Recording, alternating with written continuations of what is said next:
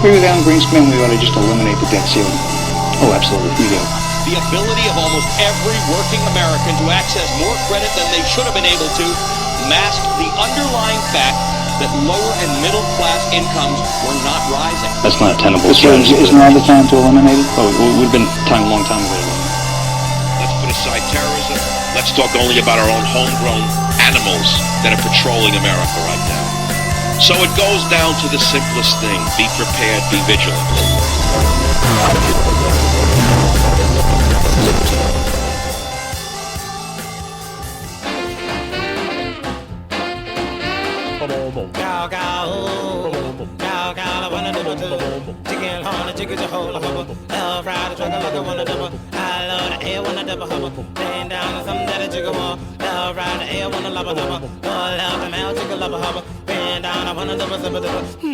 Do that again.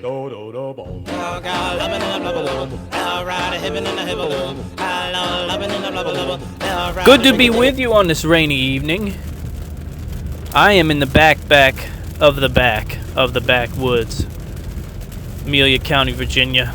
The rain is falling. The rain hasn't stopped falling.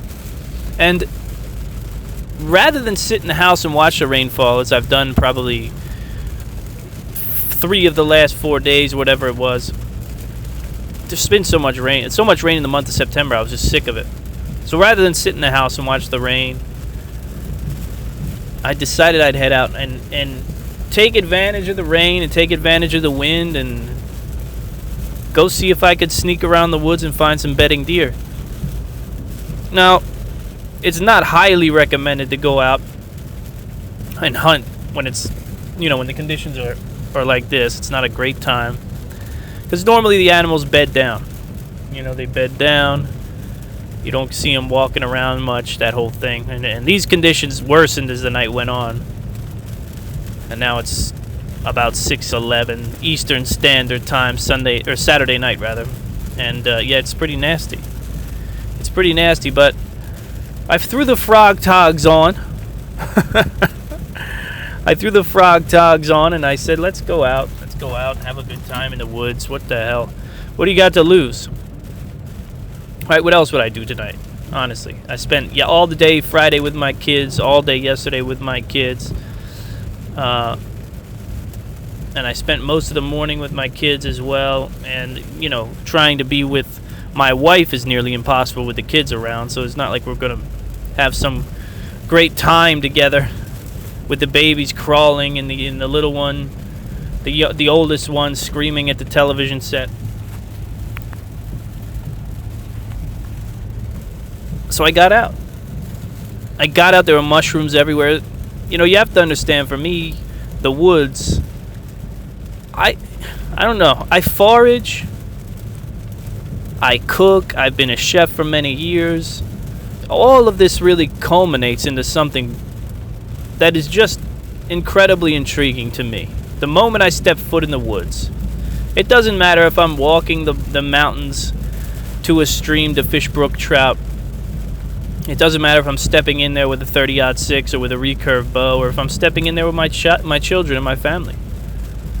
It really doesn't matter. There's always something, right? There's always something happening. Today it was the mushrooms. Today there was so many different species of mushroom. I happened upon the coral mushroom, which I'm about 75% sure that it's edible. I'm not 100% sure, but I remember reading. I hysterically read a foraging guide for about 3 months straight, just kind of like cramming. You know what I mean? I was cramming foraging information down my cerebrum, my cerebellum, or whatever. And I was just really trying to get a hold on all that. And I remember seeing that coral mushroom in there, if I'm not mistaken. I'm gonna double check when I get home. But they were everywhere. They were all over the woods. There were big red toadstools that would kill you if you ate them, I'm sure. I didn't see any. I was hoping to run into some chanterelles. I think I may have seen some jack-o'-lantern mushrooms. But I mean, in following deer tracks, in looking at scrapes, in finding new spots and new avenues and new approaches to spots. You know, I've set up maybe 2 times in this little valley. And when I was walking through the woods today, I decided to look down on the valley from a different angle. And I realized that I'd been setting up in the worst spot you could ever set up in the whole world. So, you know, I was in the valley, facing the woods, setting up a blind, and sticking out in this field like, you know, like a sore thumb. When from the wood line, you really do get a taste of the whole field, and that's where I popped my little head out today. I popped my head out at the wood line there and looked down at where I'd be sitting. Then I started to think, okay, how ridiculous. I'm sitting downhill in the morning, no less. So the sun is rising, you know, the heat is rising. It's taking my scent up to the wood line, and anything in those woods is getting a sniff of me right away and taking, you know, hightailing it out of there. So there's always something. There's always something in the woods. You're always going to learn something in the woods. Always. There's always another path. There's always another turn. There's always another, you know, you see an animal you never saw before. You see one in a place you never would have imagined to see it. There wasn't a lot of activity. There were some birds out today. I didn't even see a deer. And like I said, I'm not really surprised. Not really. There's a hurricane happening. We're on the outskirts of a hurricane right now. And rather than sit in safely at my house, I decided to go out and get soaking wet and stalk, you know. You know, the beautiful thing about the rain in the woods, though, is just, God, you're like, you make zero noise. You're like a ninja. You know what I mean? You're like an absolute ninja in the woods. And walking through, you know, you see all the things, all the beauty of nature. Even in the rain, you see it. Even in the rain, like I said, the mushrooms, the way they pop. I see this vibrant yellow mushroom. Is this boring you to death right now? I wish I could say that I cared, but I don't. I saw this vibrant yellow mushroom because at the end of the day, this is going to be a diary. You know what I mean? This is going to be a diary for my children and those people who love me. So I have to keep it about as real as possible. If I swerve off because I think that there's some person out there in podcast land who's listening and going, God, I wish you would just get on to the stories about the end of civilization already. I don't know. I can't do it. I can't do it for you. I apologize, but I can't. What do you want me to do? What do you want me to do? Beautiful yellow mushroom coming out of the ground. It looked like a smooth egg, a smooth yellow egg. And I'm sure it was going to, you know, umbrella out. But it looked alien to me. It was something alien. So I found myself up on a hill in this just shooting lanes everywhere. I sat down against an oak tree and pulled out my my fawn call just to play, you know, just to play a little bit. And I started calling. It's not even springtime, but I just said, what the hey, let me call a little just to see what happened. Maybe a coyote will come out. So I called for a little while, and the rain picked up, and I called some more, and the wind picked up. The only thing answering me was Mother Nature at the time, telling me to get my ass home. And you know, the time that you spend hunting when it's really just you, all by yourself, no headphones, no podcast playing, no kids, no wife, you really can go deep inside, you know what I mean? You can go really deep inside yourself. And I enjoy that about the woods and about fishing, that you really can go deep. You know, it's almost like the way people say they experience things when they get high or when they get, you know, do psychedelic trips, and I don't need that stuff. I can go seriously deep on my own. My mind is such that I don't need much I don't need much help off the cliff, if you get my drift. I just go. So I'm up there and I'm sitting around. Rain's pounding me. Legs are soaked, everything's soaked, boots soaked, everything. I'm beyond the point where it even matters, you know. It's just it wasn't even phasing me then. It was just whatever. Let me keep an eye out. Let me check. Looking through binoculars that are covered in rain.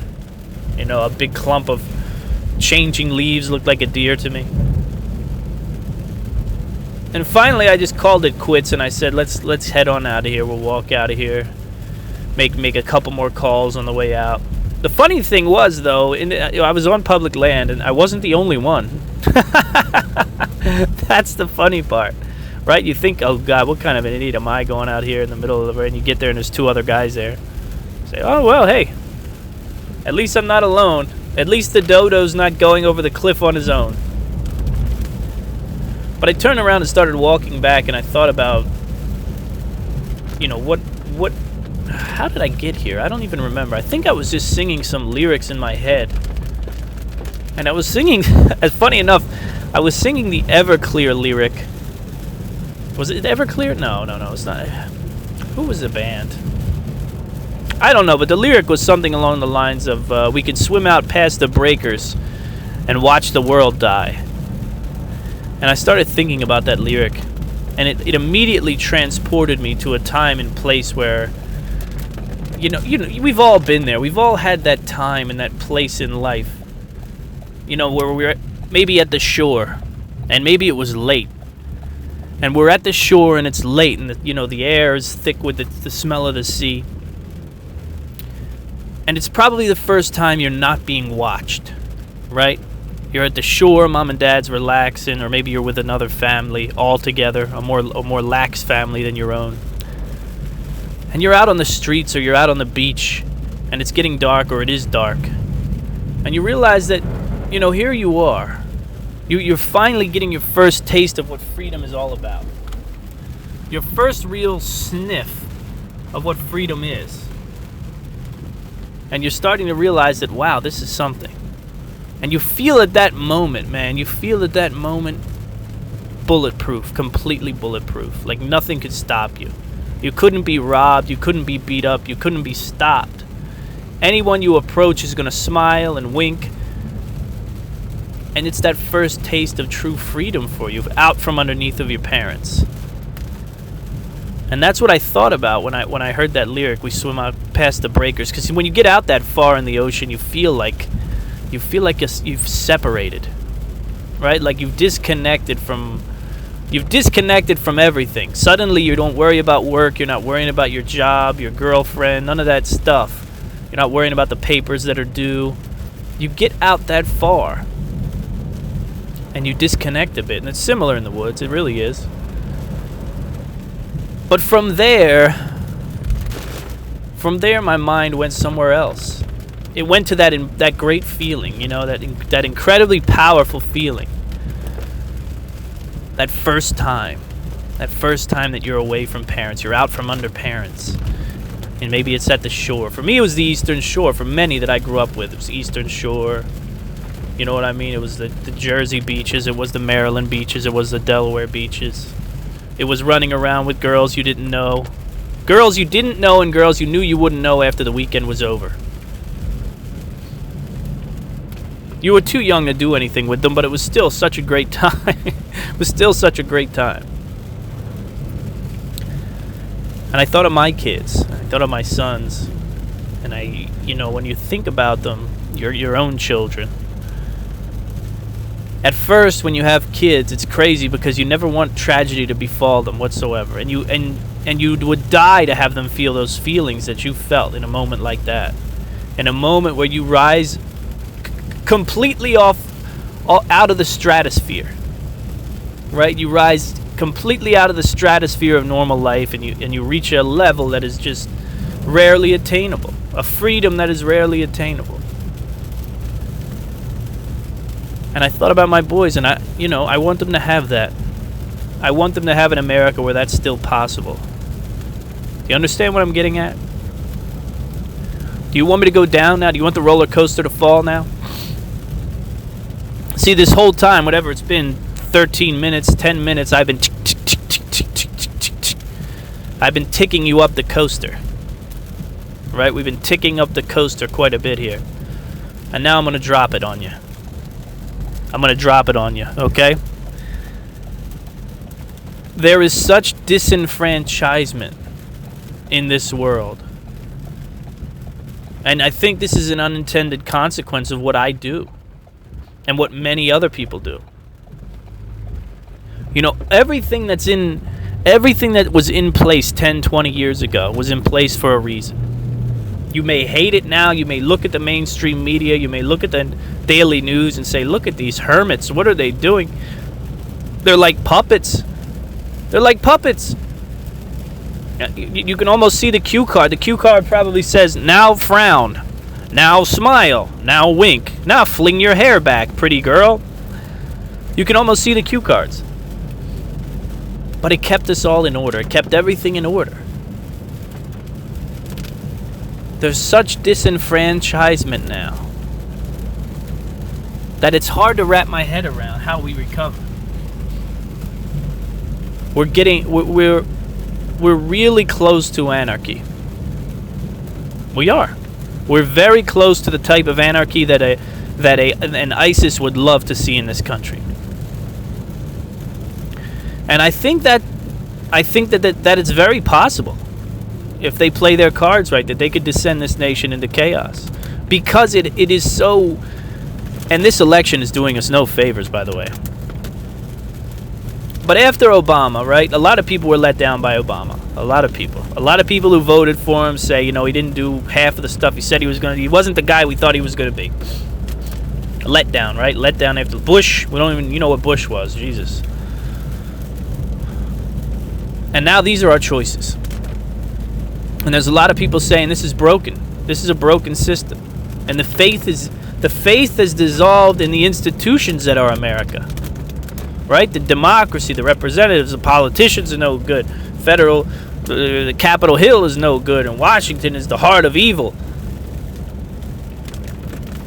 And it harkens back to what I told you about the Bible. Because you can take anything apart, but it's really hard to put something back together that's very complicated. Anybody can unscrew screws and pop springs and break boards and pull something apart and look at the pieces on the table and say, this could work better. This should work better. This could work better. But to reassemble it and to make it better, now that takes a lot.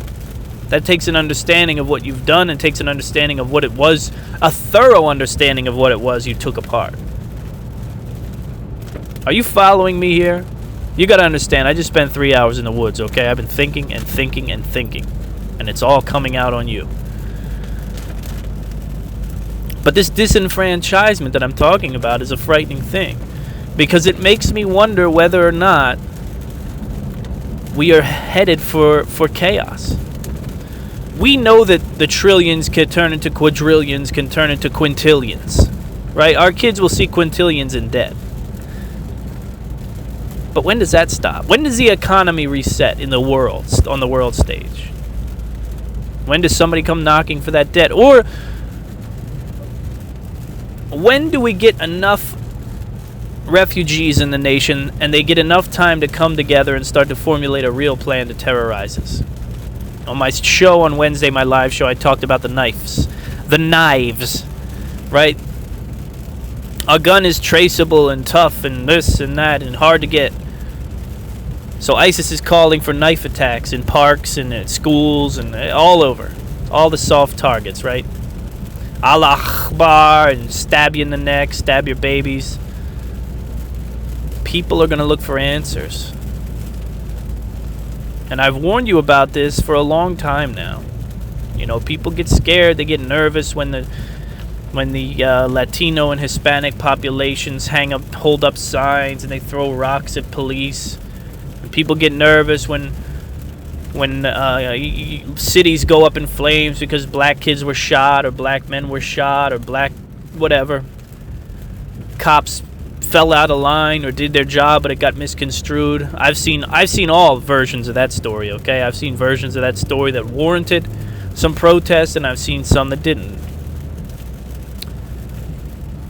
But these are not the things you concern yourself with, my friends. This is not it. These are bad things. These are things that need to get fixed in the nation. But I can tell you, the minority throwing a fit is nothing like the majority throwing a fit.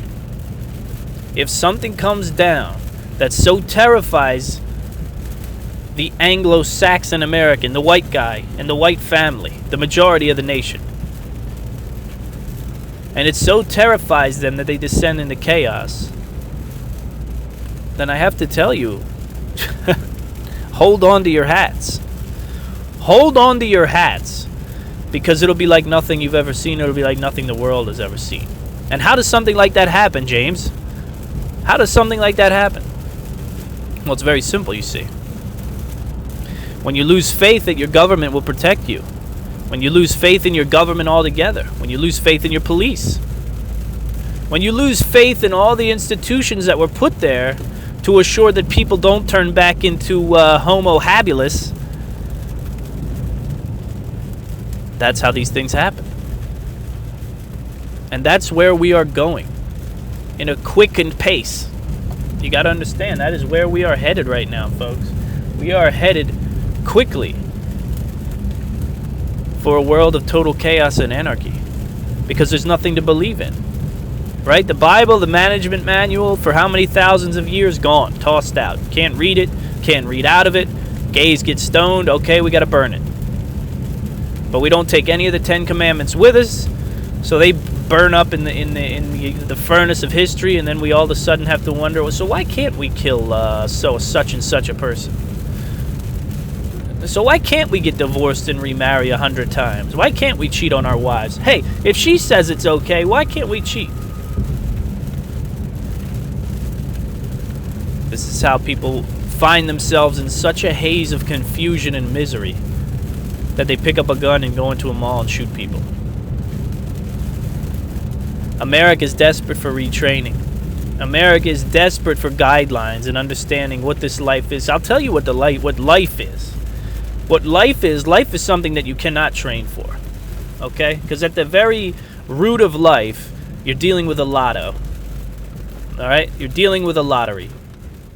That's it. You're dealing with a lottery, and the jackpot is love. And that's the peak, my friends. That's the peak. That's the peak. There is nothing higher. You won't find anything higher. Life is a lottery, and then the jackpot is love. There's nothing else. When my little son, and don't there's people out there in this world, because they're opponents of everything anymore. There's not anything that doesn't have an opponent. And I've talked to people who go down this path about love and true love and soulmates and all this, and it's a creation of the 16th century. It's a creation of the Romanticist period. It's a creation of the Victorian age. And love never existed. Really, it was just a creation to sell Hallmark cards, and Valentine's Day is no good either, and you should just smack your wife on the ass and give her a bottle of wine and tell her, listen. I mean, I know a lot of girls who wouldn't mind that, so that's not a bad equation. But when you see a little infant, right, who's just getting his legs under him, when you see a little infant in the arms of his mother, and you round the corner and he sees you, he sees daddy, that look on his face, that the little legs get going and the feet, and he wants to come and get you. That's something we've been doing since we lived in trees, okay? Trust me on that. That's something we've been doing since we wore saber-toothed cat pelts. That's love. And love is here. Love is around, okay? When you watch elephants mourn over their dead, that's love. Right? Same with dolphins and whales and things of that nature. That's love. It's very real. It's very real between a man and a woman, and it's very real between children and parents. It's not a creation. Right? It's definitely not a creation. And it's lacking in the world because it's being discarded with things like the Bible, with things like government, with things like, you know what I mean? The idea that these old ways of thinking, these ancient, decrepit modalities of getting through life, wife and kids and good jobs and careers and all the stuff. People are just after money. People are after what? What are people truly after this day and age? What are they after more than anything in the world? More than love. Right? More than success even. More than success. More than meaning. More than a deep appreciation for what this whole lottery is. What are they after? People are after pleasure. That's it. And in a way, you can't blame them. People are after pleasure, non-stop pleasure. Let me look in this phone. Let me see these graphics. Let me buy this on Amazon. Let me call this girl over. Let me get all the pleasure I can out of her and kick her out. And then let me go play the Xbox. Now let me play the Xbox till 4 in the morning. Then let me get up. Oh, I don't want to go to work. I'm calling out. Okay, I'm not going to work so I can play Xbox some more, so I can get more pleasure. I could do more. I could see more. I could say more. And why is that? In a way, you can blame them and say, "Oh, you're weak. Take the easy way out. No kids, no family, no marriage, no responsibility." But I'm telling you what this is about. This is about institutions being degraded in such a way in our country. Everything's a joke. Everything's a laughing stock. Everything is to be mocked. Some people take that very literally and decide, you know what? I don't want any part of it. I don't want any part of it. I'll play Xbox till I'm 70 years old and live in my mother's basement. I'll call Cassandra over and we'll do our thing, and then I'll send her on her way back to her children or whatever. The husband left her, I don't know. And I'll live a life of pleasure. Why? Because it's quantifiable. Because I can feel it. I can taste it. I can touch it. I know it can't lie to me. Either it feels good or it doesn't.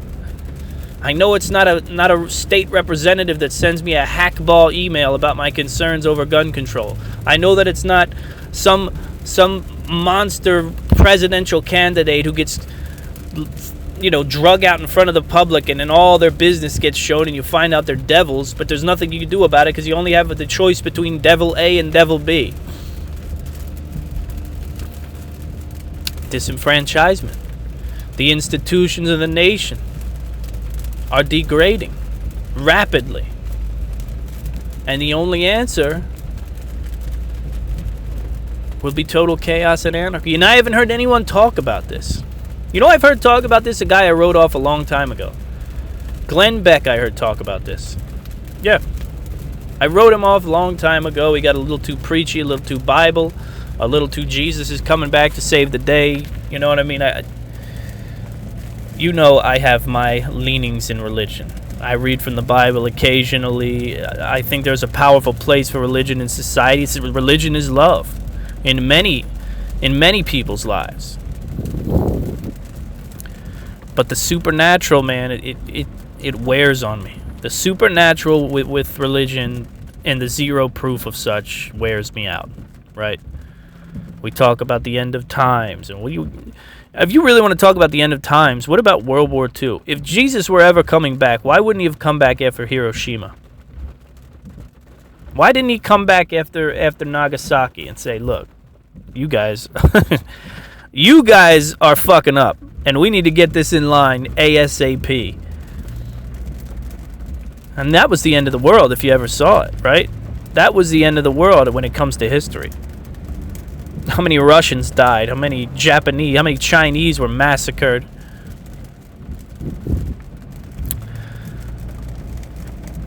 But I digress, okay? I digress, but I warn you to keep your eyes open. Keep your eyes open for people who will wear hats that look very familiar but speak words that are very unfamiliar, okay? You'll see libertarians, you'll see conservatives, you'll see liberals, you'll see Muslims, you'll see Christians. And they may be telling you that they hate one another, but they may be speaking the same language, same garbly-gook about, we got to bring it all down. They're speaking the same language that the Black Lives Matter group is speaking. We got to bring it all down. We got to burn the moorings, right? We've got to destroy the structure at the very base. We have to destroy it, and we have to rebuild it. The Constitution was written how many thousands of millions of trillions of years ago? It's a dated document. It has to go. We have to burn it and rewrite it. And rewrite it to fit the needs of a new world, a brave new world.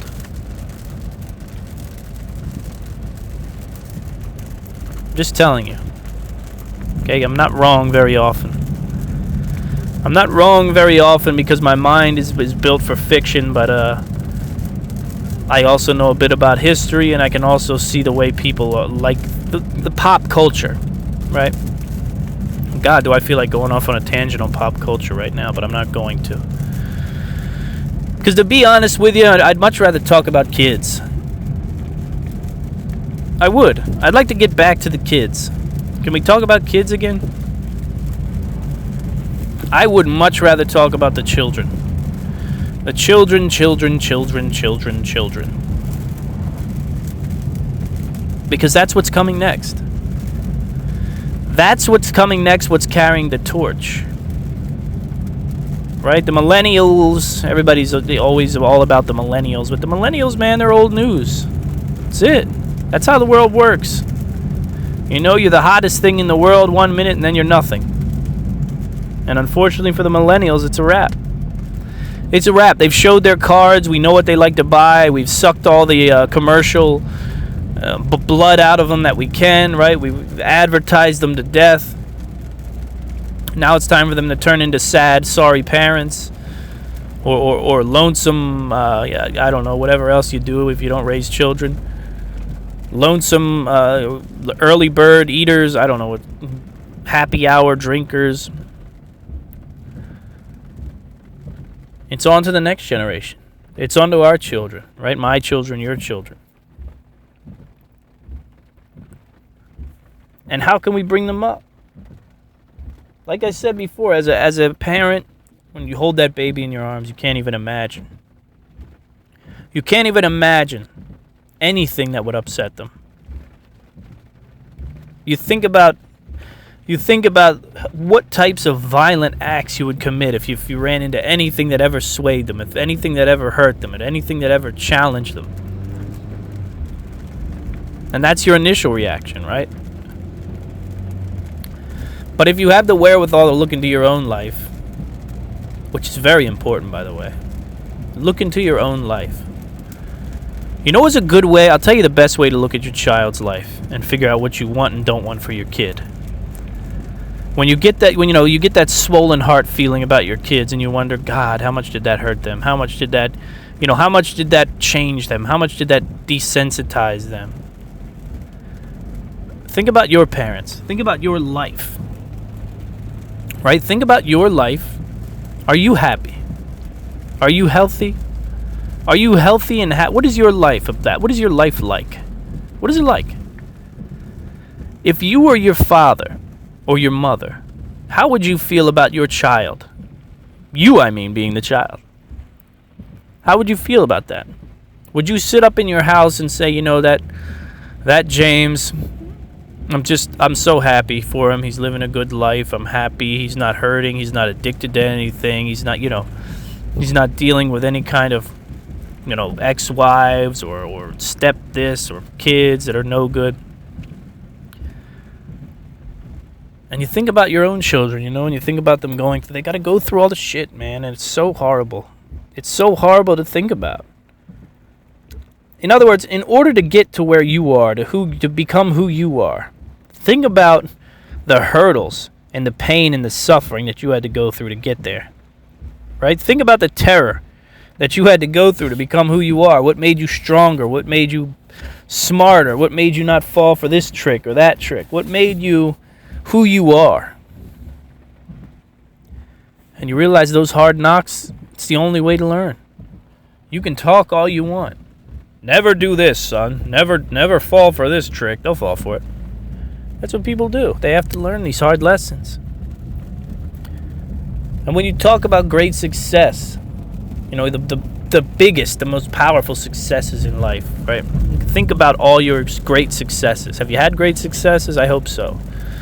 But you think about your great successes in life. And you realize that hard work, right? Focus, all that comes into play when you talk about great success. But what else comes into play? Terrible and complete and total failure. Complete and total failure, unfortunately, is a necessary element of powerful success. You can't fully understand the pleasure, right? And the affirmation of really powerful success unless you've really hit the pavement hard. And then you have to look at your babies and say, you have to hit the pavement hard. You have to look at your little ones and say, you're going to have to fall from 7 stories to really appreciate the successes in life, because that's the balance. And it's a brutal thing for parents to wrap their heads around. That their little precious ones, their little tiny precious little ones, the ones that they nursed from, the point where they can't even move, they can't even talk, their little fingers don't even open, yet their eyes aren't even open.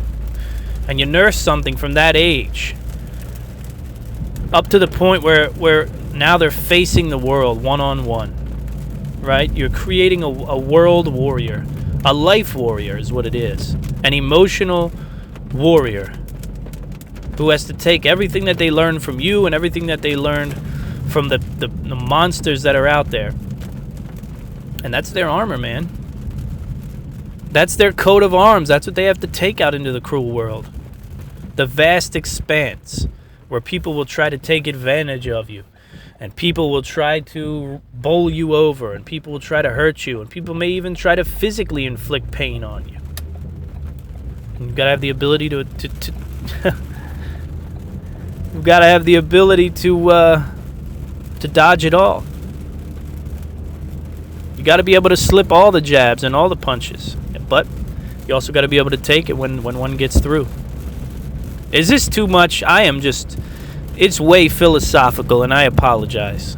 But that's just where I'm at. The beauty of it is you don't have to listen to it. Turn it off. You can go listen to the Backwoods podcast with Marvin and his brother. I don't know what else you listen to. I have no idea. I'm giving you my heart on a platter right now. That's what I'm giving you. I'm giving you my heart and my mind. Because I can't talk about a hurricane. I can't talk about an election. I just can't do it. There's nothing to talk about. Oh, Donald Trump puts a lewd video. A lewd video is leaked of Donald Trump saying, I don't know, I haven't even listened to it yet. I have no idea what it is, but it's lewd, and it's going to cost him the election. He wasn't winning anyway.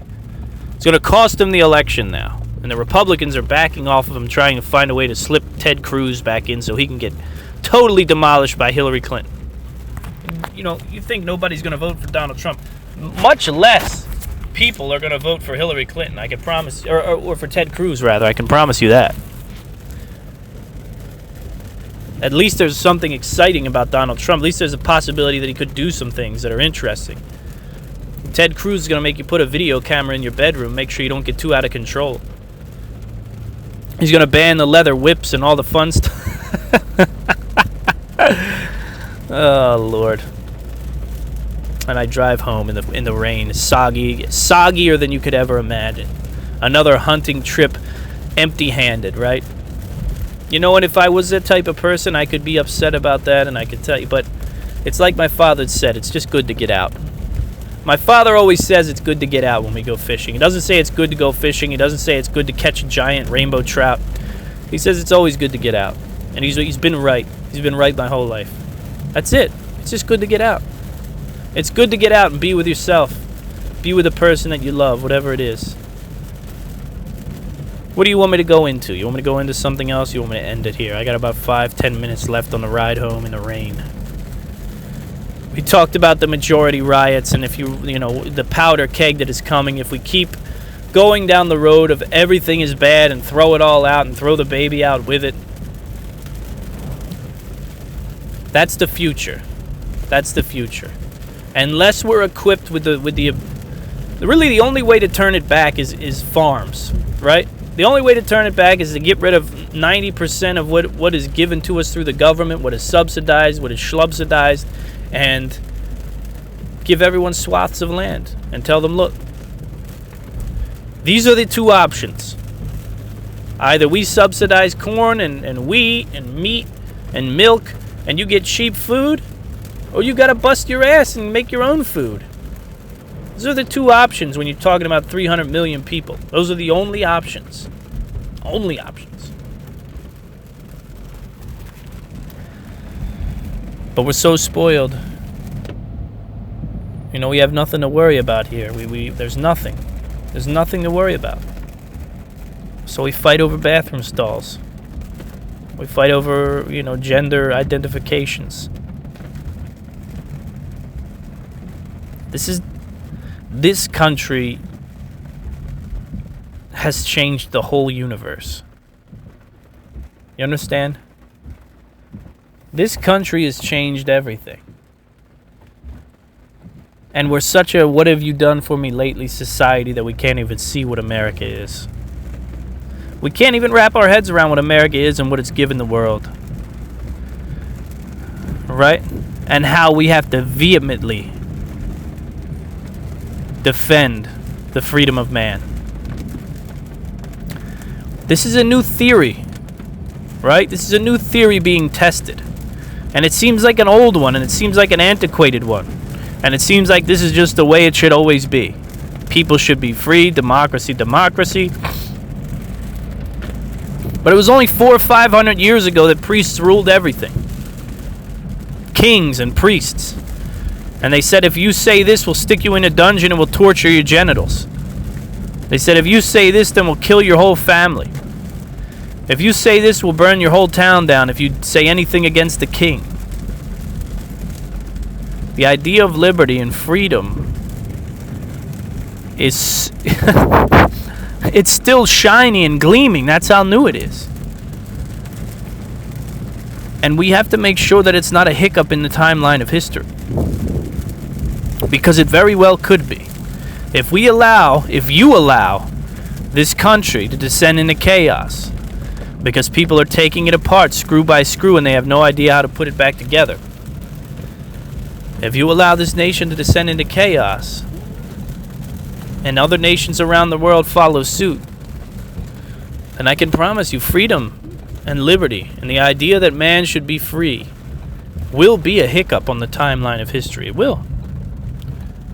It will be some great ruler, great leader, great religious martyr sitting up on his pedestal and decreeing and laughing with his fellow rulers and saying there was a terrible time when man took rights into his own hands, when man took freedom into his own hands, and the world burned because of it. The world burned because man was meant to be led by a divine leader such as myself. Man was never intended to lead himself. And we saw for a 300-year period what happens to a world that is led by men. Free men, the most dangerous kind of man. Let's all toast. Let's all toast and promise that we'll never again let man be free. The end.